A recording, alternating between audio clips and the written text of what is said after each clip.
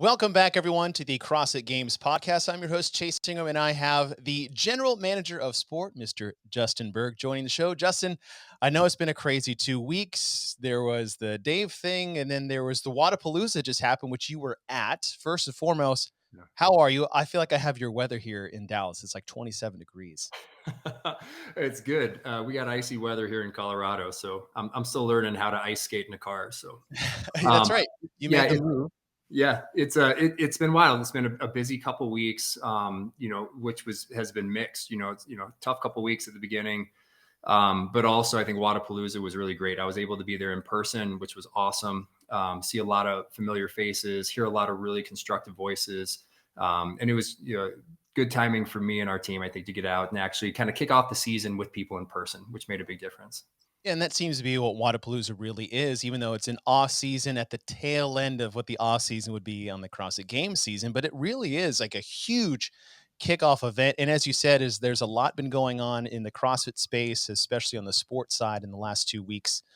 Going into Wadapalooza, you said that you wanted to be there in person and have these conversations. What were you looking forward to the most going down to Miami? I think, once the announcement was made, for me, it was really important to keep the trip. And so it was an opportunity to have a lot of conversations face to face where, you weren't dealing with it through a rectangle. We probably had 30 different conversations or more with, individual athletes, small groups. But mostly it was to really listen to what was happening. And, for us, it was great because you have so many of those really important groups. The athletes are there. Some are competing on the competition floor, but a lot are not. So they're there because they're supporting their partners. Some of us have similar partners that are these giant patrons of our sport. But also it was great for a lot of people who are conducting other business, whether it's a athlete association, if it's our, sponsors and things as well. So it was just really good to have a lot of those kind of one-on-one conversations and listen to what they were seeing. And for me, it became really apparent, there's really two different camps of kind of communication. And the people we were talking to are the stakeholders. These are people whose families depend on their performance or their endorsements or, their travel plans or their affiliates and things. So it was really good to hear those voices. And I think that we gathered a lot of really good input. And the biggest question a lot of people have, obviously, in the last 2 weeks is just over 2 weeks ago, Dave Castro got fired from the CrossFit Games department as a whole, and some of those conversations you had in person there. And this is one small conversation we would like to have today on the podcast is to really just, as you said before, is being open with the community and the public. And I think breeds trust, and the more trust we have, the more we can grow from that, which is, I feel like, always been the Achilles heel a little bit of old CrossFit HQ. It was more of a because we said so or we didn't say anything. And, I spoke to Adrian Bosman last year going into 2021. And one of those things was to be more transparent and open with the decisions that we're making and why we are making them to build that trust. Because look, it's been tough since 2018, right? 2018, we had the changes of the CrossFit Games, which you were fully a part of when it came to that. 2019 was 2019, 2020 was 2020, and then 2021 ending with really a new season back to old, and then this change with Dave. So, with that being said, is if people don't know, which I feel like they do, and if they're not, then they're probably not listening to this podcast, was Dave Castro got fired about 2 weeks ago from his role in the games. Now, I have misnamed Dave's title a few times since then. So, just for clarity's sake, what was Dave's specific title in CrossFit over the last 2 years? Or first, I want to start off. Dave's held a lot of different titles. Yes, And I which think for all of us, for myself included, I owned an affiliate and I interned on seminar staff. And that was how I first got introduced to Dave was as an intern and then eventually at the first affiliate seminar. But Dave was instrumental in, the work that the seminar staff and that department was doing in the early days. He was also the guy that started, the competition at the ranch, and he's been such a strong and powerful figure in our sport, growing things when it really took a tremendous amount of strength and stability and defense, to build something in some really difficult operating environments, both, outside and also internally, where, the sport has been challenged for years internally and externally about, hey, which, box does it fit in? How should we look at it? Yeah. And I owe a giant debt of gratitude to Dave. Like I'm thrilled to have this opportunity. I think our team is as well. And we're, super fortunate that our job is to contribute to this community, and we get to use the sport as a vehicle to do that. And so, Dave's held a bunch of different titles. He was director of the CrossFit Games. He was a co-director of the CrossFit Games, then a director of the games.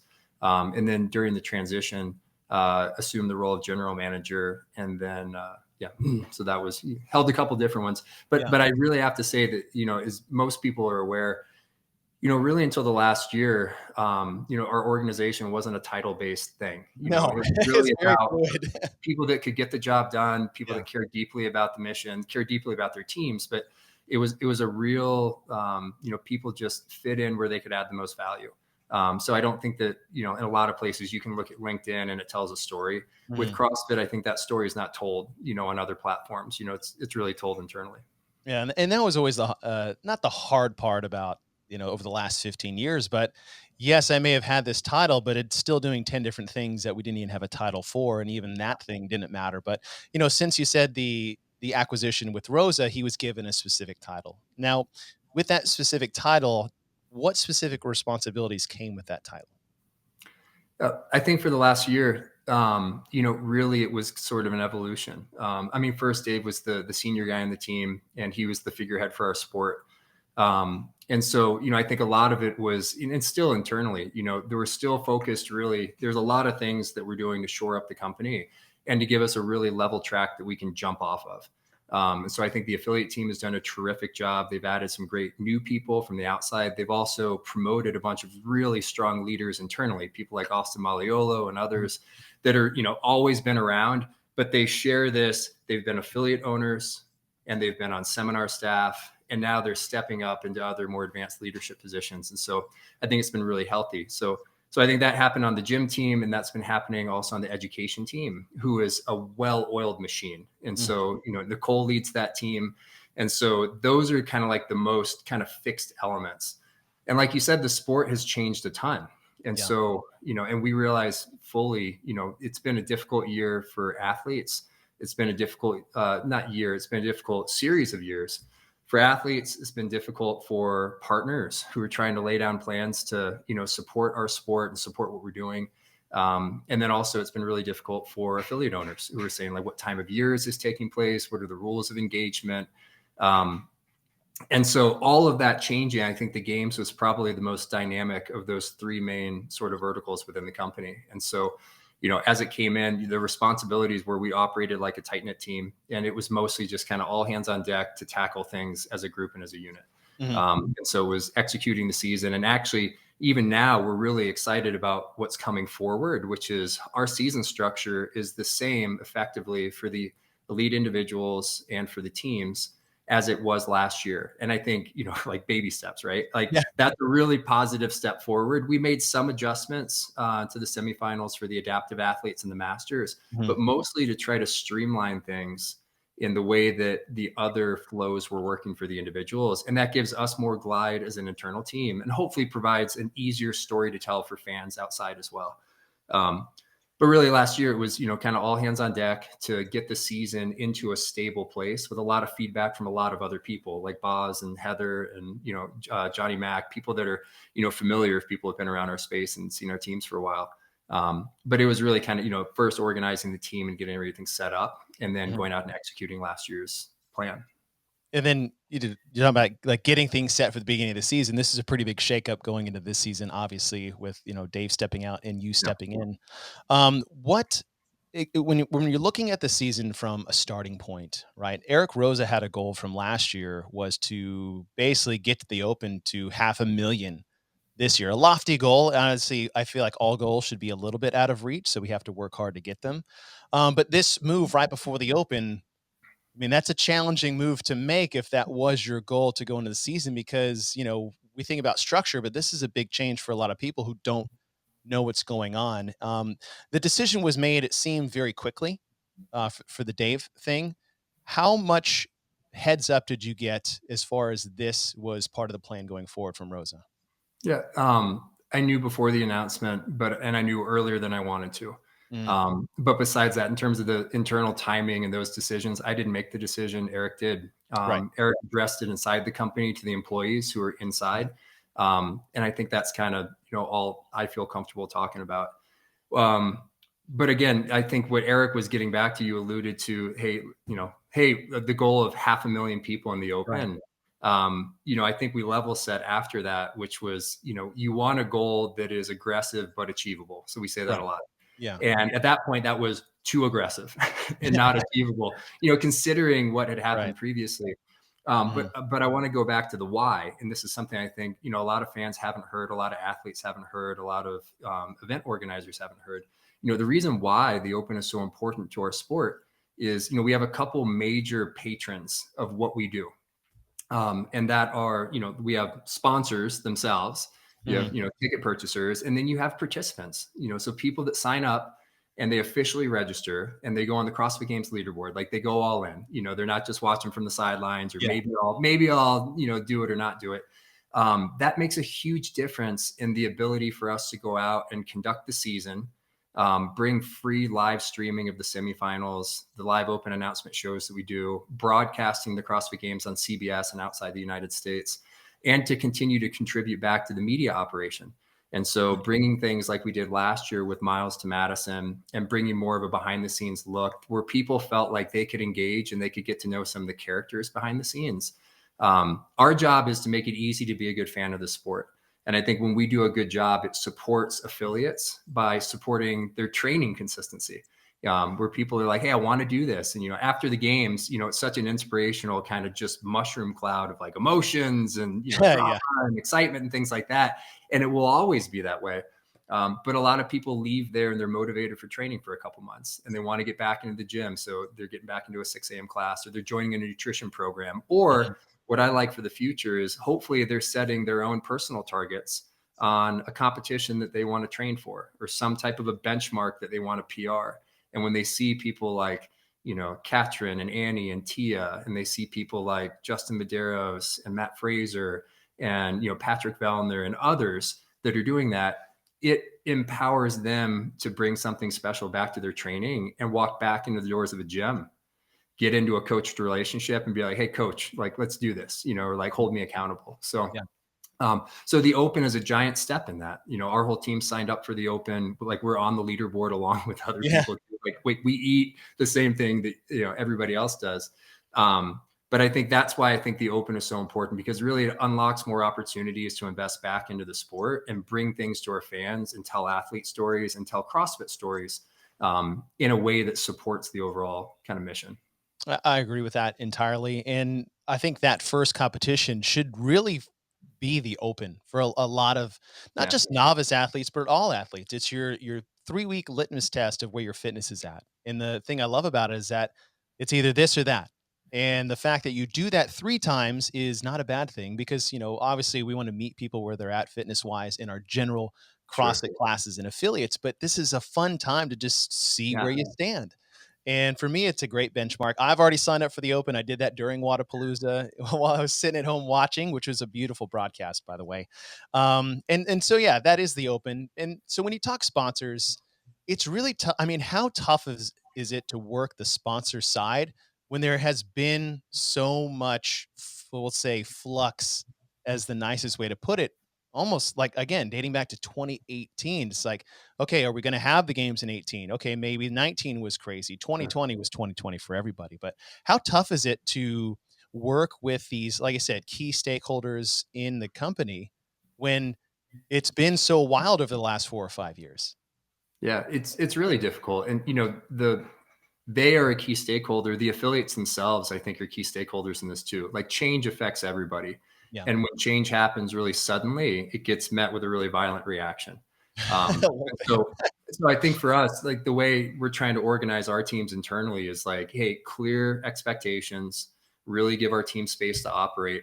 And then what we want to do is build a listening machine where we're gathering input from not just partners, but Mhm. also affiliates, the athletes themselves, our event organizers. And really, while it's been, our partners all want this to be successful.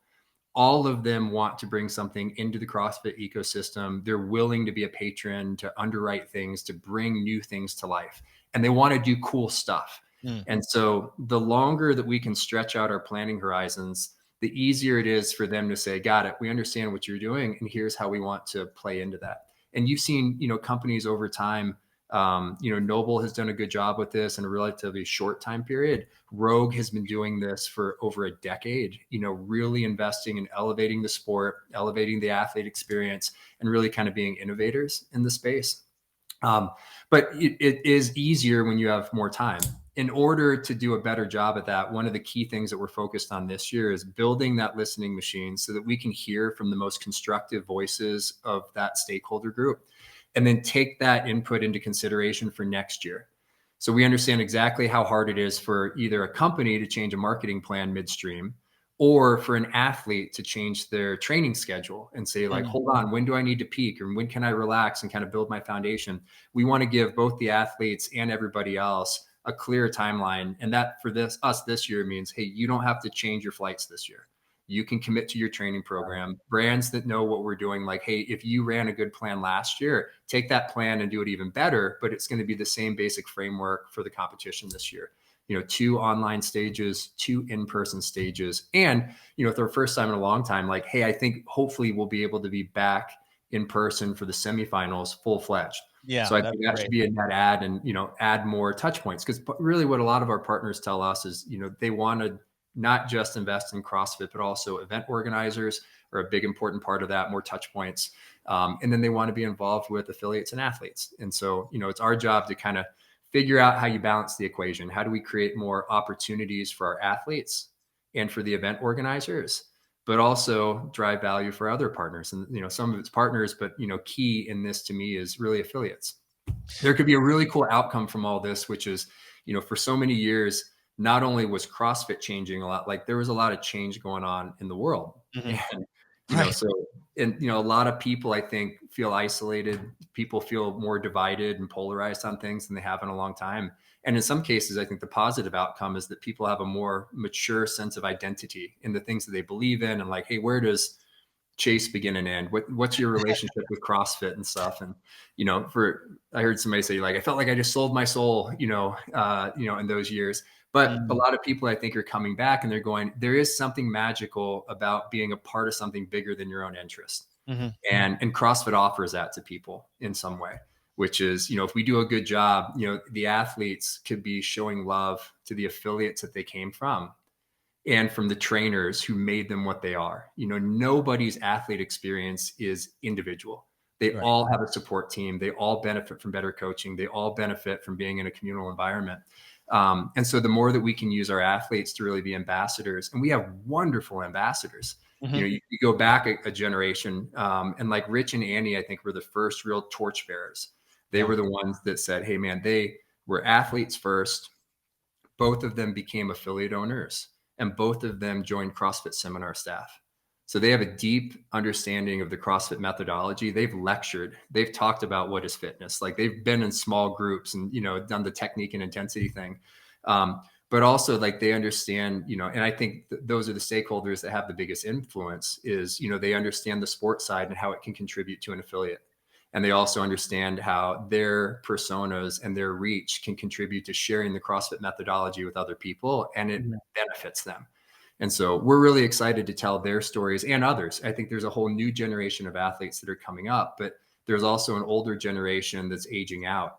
And like Scott Panchik, same, story, like a guy that really, bleeds CrossFit, but he uses it to transform other people's lives, and he's passed it on to his brothers, but he also passes it on to members at his gym at CrossFit Mentality, Mhm. all over the place. And that story is happening in Europe, it's happening in South America, it's happening all over the world. But if we do a good job playing together responsibly, I think we can really use our sport for greater benefit than maybe anybody else has ever used sport before. Mhm. And I think people also need to understand where you're coming from. I mean, if people don't know you, like, you weren't just a head guy at the CrossFit Games working side by side with Dave Castro is like, you were athlete first, became affiliate owner, you were on seminar staff, like you have run the gamut through this entire process, just like the major stakeholders that you're discussing. So not to sell yourself short, but I do want people to really understand exactly where you're coming from. Well, to be fair, I was never an athlete. Well, when I email my affiliate, I say, I "Dear played athlete." stick and ball sports. I was a recreational athlete at best in the CrossFit space. We joked, my wife at one point actually helped our team from CrossFit Southside qualify to go to the CrossFit Games. So like she's Hey, actually the see? more credentialed CrossFit athlete in our family. But I mean, I think that is, thank you. I mean, it is part of my journey, which, you know, like I started off and I owned an affiliate. And I really wanted to learn this from the ground up. And I had a background in sports technology. But for me, the reason that I joined was I had been doing CrossFit and bouncing around, and I went to a level 1 course, and it absolutely changed my life. Like, full stop in your tracks. What are you Mhm. doing with your life? You're in the absolute wrong place. What those people are doing is what you want to be doing. And I was at CrossFit BGI in Florida, and I remember hearing the command that the lecturers had of Yes. those material. And I didn't realize this, but now in retrospect, like that was some of the earliest courses where Greg used to be the key lecturer and he did the seminars. And there started to be a new group that came off, and it was like Dave Castro, Andy Stumpf, Jenny Orr, Johnny Wow. Mack, you know, a couple Wow. other figures here, Mike G, the originator of the butterfly pull up, like those kind of people were there. And but that was like a departure where like there was an old guard where it was like, hey, Greg did everything and he was the guru, and he's brilliant, but there was like, hey, we got to do more than just what one person can do. And so Mhm. there was a new team that started, you know, doing East Coast gigs, and I happened to have been at one of those. But it totally changed my life, and I'm like, this is what I want to do. And for me, I remember thinking, I want to work for CrossFit. I think I could do a good job there, but this sports tech background that I have, like, there's no inroad there. And so for me, it was, well, great.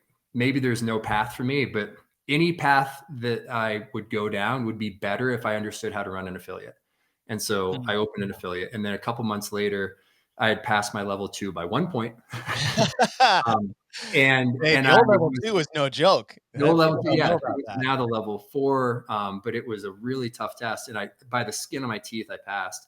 But that earned me an opportunity to join seminar staff as an intern, as an unpaid intern. And so you Mhm. paid your own way and you kind of learned the ropes. And there was no trainer manual. You know, like we had a million legal pads. I would transcribe every one of Chuck Carswell's lectures, every one of Pat Sherwood's lectures. Because you wanted the up, you know, if you got that Mhm. opportunity. But I remember thinking like, hey, if I ever am going to add value here, like I want to understand it from the ground up. And so, you know, flash forward 13 years, I'm really proud that a lot of the people that I worked with, I used to work for, you know, they're still on our team. So Johnny Mack was a seminar staff person. He's been responsible for over 100 different regional events and invitational events. So he just has this wealth of information, and he's got 10 years of experience, and he's going to be the guy leading forward our event side. And you've Okay. got guys like Boz, who was like, you know, I remember being on seminar staff and interning, and Boz was there, and they were staying in a different hotel because I paid my own way. And they're like, Mhm. hey, we're going to the hot tub if you want to come. And I was like, I'm invited. Like, I'm in the cool guy crew. I was like, I Yeah. was so happy that like he remembered my name, even though I was an intern. And he's like, hey, you want to come over here?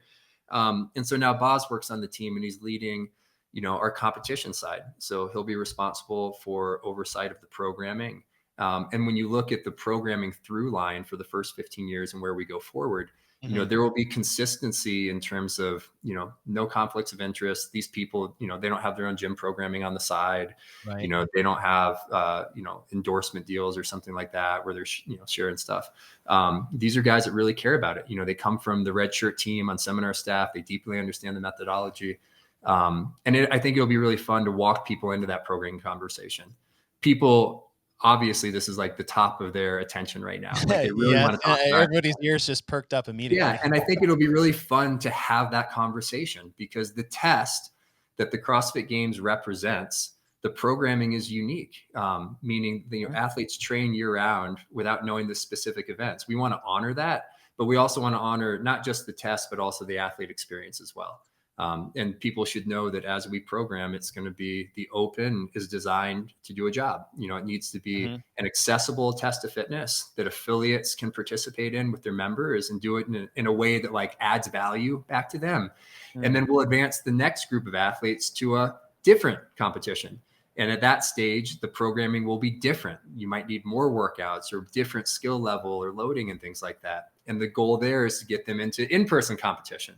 And once they're there, it's like, I think that's probably the highest drama of our whole year because there's so much on the line and that cut line is looming over people in the middle of the field. And then you get to the games, it'll continue to be an unbound test. Our responsibility in programming is not just to pick the fittest person among 40, but also to be a powerful showcase of the CrossFit methodology and really make the claim that this isn't just the fittest of the CrossFitters. This is a test that people go through that when people look at this from around the world, they go, I had no idea humans could do that, like Mm. that much stuff. And the athletes that compete at that stage are remarkable. You know how hard it is to get to that stage and how hard they train. And so, we want to make sure that we're telling their stories, but also, we're telling CrossFit story and the story that, hey, you go all the way back down that competition ladder and it starts at an affiliate. It Hmm. starts, regardless of where people are in their athlete journey or their levels, we want this to be a sport that they feel like they can learn and play and that they can do that responsibly with good coaches and good consistency, but give them a way that they can play as well. You talked to mentioned a couple names that are now going to start leading key elements of your team, and one of those is Johnny Mack. And can you expand on Johnny a little bit for those that don't know who he is? Yeah. So Johnny Mack was a longtime member of CrossFit Seminar staff. He's got a unique background. So he's a battalion chief in the fire service in Florida. And so he's one of the best leaders in terms of like controlling a group of people and setting up kind of a command and control and communication system. So like you think, I use this analogy all the time. A guy like J-Mac shows up at a fire and goes, I didn't cause the fire. I didn't want this fire, but it is my responsibility now. And so that ability to control chaos and organize people well has been an invaluable contribution to our teams. And his impact has been felt because a lot of the systems that we create now that are reproduced outside the games and now you see pop up in semifinals and sanctioned events, most of the ways that those teams are organized came from his leadership, Mm. meaning that the competition team is different from the equipment team, is different from the judging team, is different from the event team, which primarily handles things that are outside the ropes, that are fan facing or sponsorship oriented or related to ticketing and lighting and things like that. So just his ability to divide labor and then, lead people well has been a huge resource. So like he'll go down, if somebody writes a book about this down the road, like he's the guy that should have like an annual award named after him, and I would I argue that Johnny Mack consider is he's the man. yeah, and he does it with a smile, and he does it, which I hope is reflected also not just in our events, but other people's events, but with tremendous respect for the people that are doing the work, but also a sense of like clarity and purpose, and just kind of he enjoys it. Like Mhm. he understands that leadership on our team is a privilege. He loves giving that leadership to others and empowering them to be successful. And I think that's why I feel so enthusiastic about where our sport's headed. Is we've built things right. And so Mhm. we've got a lot of systems, not just on our team, but in our ecosystem with events that I think we can layer on top of. And he hasn't just done it, on the game scale or semifinals or regionals. He's done it on a worldwide event scale as well. Like that guy goes everywhere. And for me, Yeah. if I show up to an event and J Max there, I'm like, we're good. Yeah. I'm Good to not go. worried about anything that could show up. Another person that you mentioned was Heather Lawrence. Now Yeah. she's new to the team, but not new to say sports. No, she is not new to sports. Heather is amazing. She has a background as a collegiate diver at the University of Florida. Okay. And she's worked in college athletics at the beginning of her career. And then towards the middle and tail end of her academic career, she led the graduate program for sport administration at Ohio University. Ohio University is hands down the best sport management program in the entire world, like Oh 20 wow. years running. And Okay. so that's the program where if you're a senior executive working in the front office of the Yankees or from a cricket federation or something, people from all over the world go to Athens, Ohio to learn from this program so that they can take their careers to the next level or really think forward in terms of where their sport can go. And so they get the best and brightest executives from around the world. And so she was responsible for both, recruiting and drafting, basically. Like they have a Yeah. small program, it's 20 athletes, 20 students a year, but she would onboard them. She was responsible for their faculty instruction. And then also, stayed connected with them as they left and went into other places in their career. She's been on these unbelievable delegations to go to the Middle East and represent, the development of new sports properties. She's been kind of the senior female administrator, at different, committees that she's on, as well as schools that she's been involved with. And what she's bringing to the team now is really a level of like awareness of other best practices that exist, not just in college administration and not just in the Olympic movement, but like all over the place, because she's seen it, she's taught it, but also she's got students from these, different, sport institutions all over. They come with experience and teach the faculty also about, hey, what they're seeing and experiencing. So she's been a fly on that wall and a leader in that program. And what she'll bring to the team is really helping us flesh out that listening machine. Okay. So we have a unique sport that you've got this many athletes that participate, that you have so many giant influential kind of followings among some of our athletes. Right. And then also what we've got and where we have a huge room to improve is we have a lot of event organizers that are not yet sustainably profitable. Okay. And so, she's going to help us gather input to make sure that we're elevating the athlete experience, creating more opportunities for people to play at all levels. But also, how do we listen to the event organizers and create a system where they benefit from, partnerships, but also they create enough different revenue streams that they can be sustainable. And then I think we're off to the races. So once we've listened to these different groups and there's stable businesses, things like, hey, can you increase the prize money? Sure, we'd love to. And that's our goal, right? One of the goals. Yeah. But you can't do it if it means that it comes out of an event organizer's pocket and they're running their event in the red. Like that event's not going to last for the long haul. Right. So I think if we really build that foundation, I think she's going to be responsible for that. And I mean literally, wrote the textbook on the blueprint for event success that is circulated through a bunch of other collegiate sport management programs. And so she comes with that as like a senior editor. So she's got this academic background. She's a 10-year CrossFit athlete. She's a close personal friend of mine also, and just like a really high caliber person, Okay. So she joined the team, and this is a hard team to like get into, Yes. like, I mean, if you entered in any of the last 4 years, it's Yeah. like, it's not like smooth sailing and like, great, one more person, everything gets easier. It's like, man, you got to learn on the fly.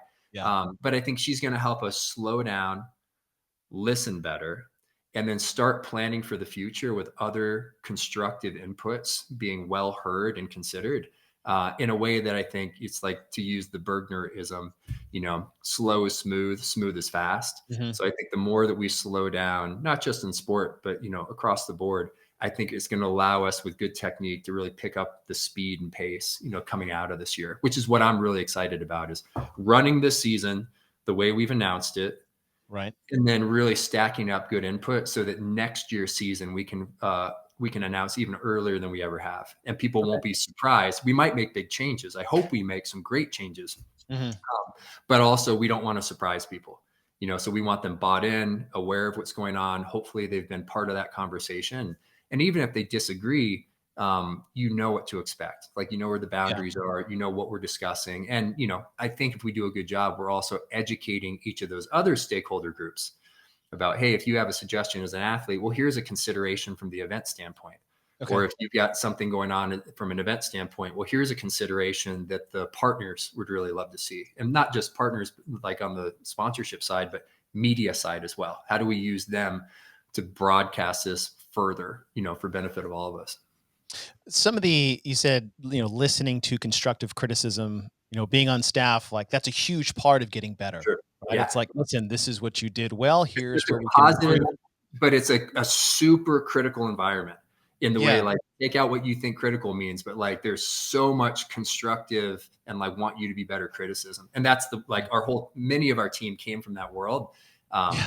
yeah, I didn't mean to cut you off, but No, you're good. yeah, You're good. I super guess the critical. question is, some in years past, if there was an opposing view, even though it may have been constructed, oftentimes it was squashed or maybe blacklisted to a certain extent. And, part of you guys opening up is being open to those conversations, as long as it's a conversation, right? We don't want people just complaining to complain. It's a constructive feedback on, say, a personal point of view. How much you guys leaning on, say, like the PFAA or maybe the new athlete council, which you guys just announced? In my Again, I'm not part of that discussion, but to me, when it was first brought up, say a year ago, I was like, this seems kind of more of just like show ponies or a publicity stunt, which I was like, what impact are they really having?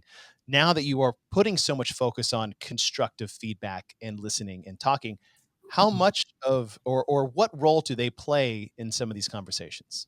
Well, first I want to lay down constructive doesn't mean that we agree. Right. And so I think it's really important that that's not what people pick up when we're Mhm. saying we're trying to listen to the constructive voices. When I say constructive, that's based on, all these conversations that I've had and that are coming in from our team, that there are people who want this to be successful. And in some cases, they're like, we need it to be successful. Like, if you guys don't do it, like, there's no hope for us to do it. Right. But really, that's the idea is the notion of construction means I'm willing to share tough conversations with you, Mhm. but I'm willing to do it in a way where I'm laying facts on the table or I'm sharing my perspective in a way that is not meant to silence or we're trying to coerce. But what we're trying to do is go, hey, listen, use this to make better decisions. Okay, so this is my experience. This is what I see. And that helps us because almost every idea that we come forward with came from an affiliate or it Mm. came from feedback somewhere. It came from like our observation, or wouldn't that be better? And then when you share it with other constructive people, they almost always make it better. And so I think that's the idea is to lay down what the framework is, let other people make it better. And then I think that's the part where like you can have an almost unlimited cycle of this where we can take our sport to an unbelievable new height if we really listen to other people. And again, it has to be constructive. But that requires people being in dialogue. It Right. requires, kind of fair debate on things. And it requires like leaving topics and being like, great, we might not agree on all these things, but don't leave and say, hey, I'm going to kind of salt the earth here if I don't get my way. It's like, great. Right. If you made a fair case and it didn't Yeah. get picked, like awesome. And that doesn't mean you can't do it. Right. It just means that we might not do it. And so again, I loved Greg said this, about, business being the art of creating, uniquely attractive opportunities for other people. Um, and in an interesting way, when Eric started and we started working together, this is almost over a year ago, he shared with a small team of people what he considered a stakeholder model of success. And what both of those things have in common is it's focused on what's important to other people and how can I help you go get that. And Mhm. so I feel like that's the sort of the intersection that, this position that I hold is responsible for, which is, hey, what's important to the stakeholders here? And then how can I help them go achieve that? And where stakeholders can help each other and at the same time drive forward CrossFit to create more opportunities for other people, man, that would feel really good. And I think we would all feel really proud about this a couple years down the road if we felt like we were co-creating and really adding value to each other. And we also felt like we were playing for something larger than ourselves. Um, so constructive to us means one, you don't have to agree, but you have to maintain dialogue and you Mhm. need to come with facts. And I think that's go back to the seminar staff world is Exactly. it's not all Exactly. based on personal taste. It's Mhm. based on like, let me tell you what I saw. You were 90 seconds late on that lecture. You're not a bad guy. I don't not like you're not getting fired over this, but like that was 90 seconds late and you needed to be on time. And Mhm. so you need to be on time next time. And so I Yep. think, dealing with specifics, dealing with facts, having people lay it on the table, I think will be really good. So yeah, I think that's what we're excited about when we say constructive input from other people. When I say construct, I mean that on purpose. Like we're building the house that we're all going to live in, Right. like right now. And Okay. so, that notion of like, hey, let's build something that's built to last. That's sort of in my mind the vision that I have, when I'm trying to put something in my head. Well, and I like that because The internal dialogue you guys have always had on the games department side, and that has been huge for the training department side. I feel like the evolution of the training department was not just internal dialogue, but it was also external dialogue, the feedback that we got from the participants, where I feel like the game side may have been lacking in that over the past couple of years. But now you are opening up more external dialogue to the community, to the athletes, to the stakeholders, of which, again, that's major influencers in the sport, CrossFit Games athletes, affiliate owners, and sponsors as being those key stakeholders that help drive this community on the sports side, which is to me very exciting to see, because that is how we get better. It can't just be like singular focus and this is the idea and this is how we're going to do it. Those Right. conversations, as you said, constructive, whether it is you agree or not, I think is huge in advancing this thing forward. Yeah, I mean, we're all going to be at the table together as we're doing these. And one thing that I just want to tweak on the language, sponsors are certainly a stakeholder. When I say partners, I mean, sponsors and media partners. Mm. And I think that's one of the opportunities that we have with our sport, is that if we do a good job, the CrossFit Games and our sport is going to bring CrossFit to new audiences. People are going to see this and they're going to go, and some people will be motivated about this unbelievable thing. Other people might find that the way they want to engage is they just want to have a local competition that they're training for, or like, hey, they want to get their level up a little bit. So media is certainly a huge and important part of this. And like seminar staff, our job is to always redirect to the core material. Mm-hmm. So all the tough questions, hey, just bring it right back to the middle. Like, that's a technique and intensity answer. This is a balance of pathways. We want to do all these things well. So here's where I'm going to aim. And if I aim in this training zone, I both get stronger and my endurance and stamina gets higher. And so I think that's part of just educating our stakeholders on what's going on and really just bringing people back together. Like I said, for so many years, I feel like we've changed things, so it made it hard to lock in. And then we all flinched and we pulled back and protected our own interests. Yeah. And so I think now it's the opportunity to come back. The Open is a great starting place for that. Again, like kicking off the year, doing it officially, being a proud athlete in our sport, not just a participant, but you're an athlete when you sign up for the Open.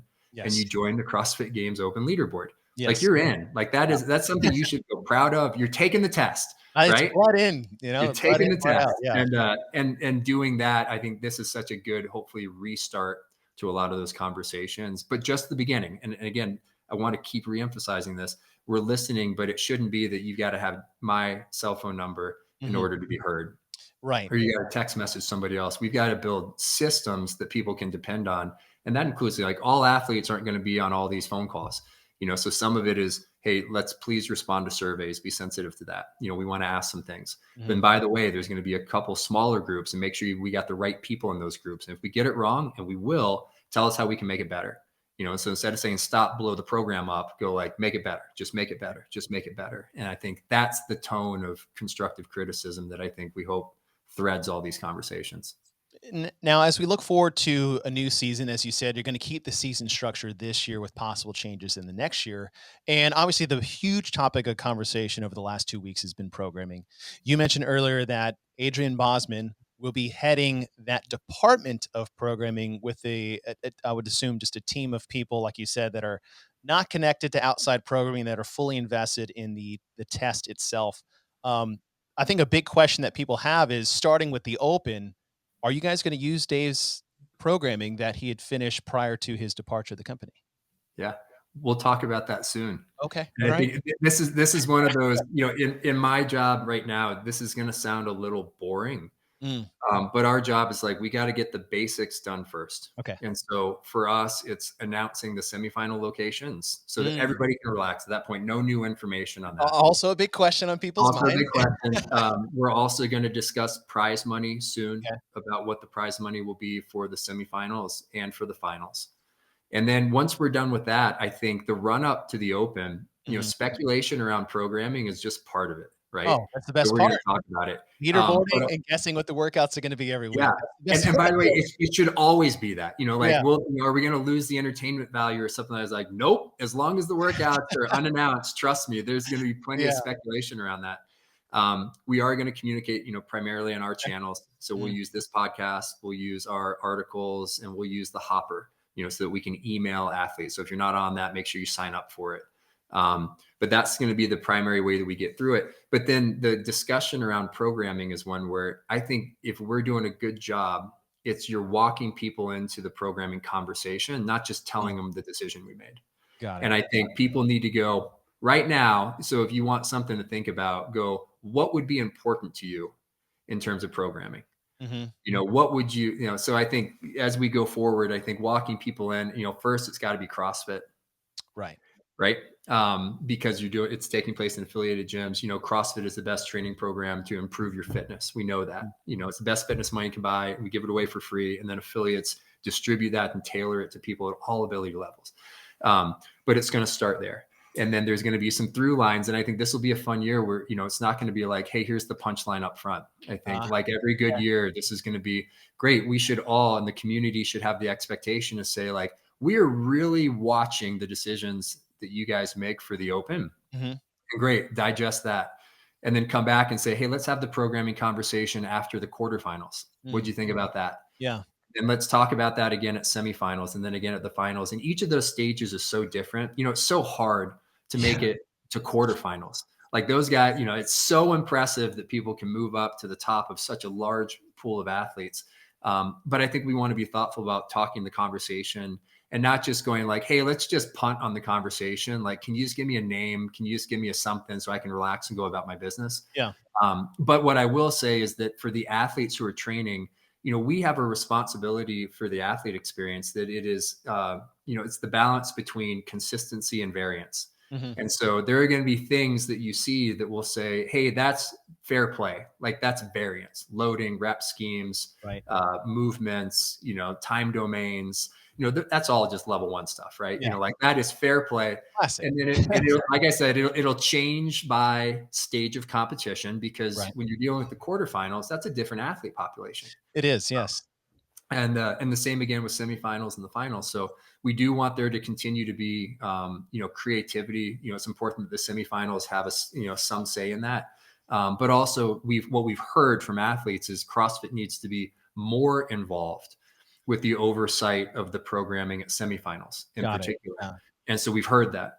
And we're going to put some things in motion about, the way that we insert certain things and then also the way that we, without just kind of whitewashing it, Mhm. but how do we provide a more consistent stimulus in that? And by the way, that's going to be the thing that will be debated, and it should be Sure. fairly debated. Oh, And the hope constant. is when the debate happens, people are going, "Hey, you're using the right terminology. You're understanding what we're doing here," and then let the really intelligent debate rage. And by the way, and when we get it wrong, or when there's problems, like bring it up. But that's again like hey, you're inconsistent with something that's important rather than like, it's a matter of taste or and by the way, this is biased towards one athlete or another or Yeah, something like that. Like, hey, the fittest people tend not to be caught up by that stuff. And even the best sometimes do. Katrin yeah, David's daughter, has one movement that keeps her out.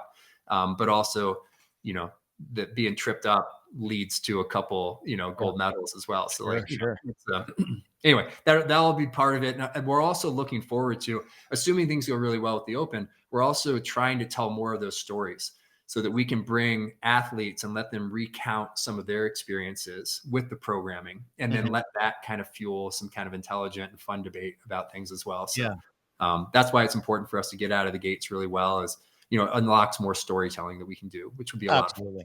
I think programming is one of those big 3 at the dinner table you try not to bring up because, like, politics, religion, and programming might be might be one of the new big 3 when it is discussed because it is a hot topic, and it's a very popular topic, especially during the season because it's Yeah. fun. It's fun to debate, it's fun to talk about, it's fun to spitball. You talked earlier about, the best fitness program money can buy, CrossFit, the training methodology and what it can do for not just our general physical health, but for the sport of CrossFit and then outside the sport. And you talked about ambassadors of the sport early on, like the OGs, the Rich Fronings and the Andy Thorisdaughters. I'd be remiss not to talk about one who just made yet another big splash on the Olympic scene, and that is our 5-time women's champ, Claire Toomey, who qualified for the Summer Olympics while competing at the CrossFit Games. And then she goes out and her sled just qualified for the Winter Olympics. When you look at Tia Toomey, not only what she means to the sport of CrossFit, but the training methodology of this worldwide training program. I mean, she's arguably one of the most transcendent and dominant athletes in all of sports. For Yes. you as a general manager and just as a fan of CrossFit itself, what does she mean to you and CrossFit as a whole? Well, first, I think you nailed it, which is I think she's one of the finest sportswomen of all time, and she's one of the finest athletes in terms of her contribution to what sport can do, right? And so, I mean, she's in one camp, you can say it's cliche, but like she's the modern equivalent of Bo Jackson, a Mm, multi-sport athlete at the highest levels, that is just, fun to watch, like, right, and like the real deal. But on the other side, and I think the current situation right now is a huge opportunity for the sport of bobsleigh, also for the federation and for the country, Australia that she would represent. They've got to make a tough decision, right? It's always right. tough to choose who's in and who's out. Yeah. But if they chose Tia, here's what they get. What they get is an unbelievable ambassador for sport. And this is a woman who said, I am tackling challenges and I am going towards all these things that people say can't be done. And for the sport that they play, I think it offers up this like, hey, man, like the more people will go down the path that she has cut Mhm. after her if they provide this opportunity. More CrossFitters and more fit, determined people will say, I want to compete in the Olympics, and this is my avenue. This is approachable. It's aggressive, but it Yeah, is achievable. And you know yeah. why I believe that? Because Tia did it. And I've seen this happen in our sport where Annie leaves the United States and goes back to Iceland, and Mhm. she sets a country on fire. And Yes. there's young men and women in that entire country that their belief in the fact that they can do it are because of one person who showed up and blazed a trail. And behind her came Catherine Davis' daughter. Behind them came Sarah Sigmund's daughter. Behind them is an entire other class of young female and male athletes as well. I don't want to leave like BKG and those other guys out of there, but Mhm. like they lit their whole country on fire. And what I've seen Guy doing in Brazil, he's Yes. giving them like, I'll tell you what happens in Brazil based on his influence. I can tell you what happened when Willie George gets to the CrossFit Games and he turns France into believers. I've seen what happens in Canada. I've seen what's happened in Australia for CrossFit. Yeah. So if you're a federation and you're saying, hey, I want to bring new blood into my sport and I want to showcase that hard work really does give you the opportunity in this track to the Olympics, they've got a huge opportunity in front of them. And I also know that Tia would honor that mantle. She would be an incredible sportswoman for her country. She would give them somebody to cheer for, and it would give a whole freaking CrossFit nation, all these people around the Yeah. world, a whole new focal point on watching the Olympics, knowing that our champion and this incredible, hardworking, disciplined, committed, good person Mhm. is representing them, not just the Australian flag, but also representing the CrossFit community. So I think they can only, it's like I said, it's always a tough decision. I'm not trying to force them. We've been trying to force them to things, but what I'd say is, man, they've got a great opportunity, and they've got an ambassador in Tia that you'll Mhm. never see again.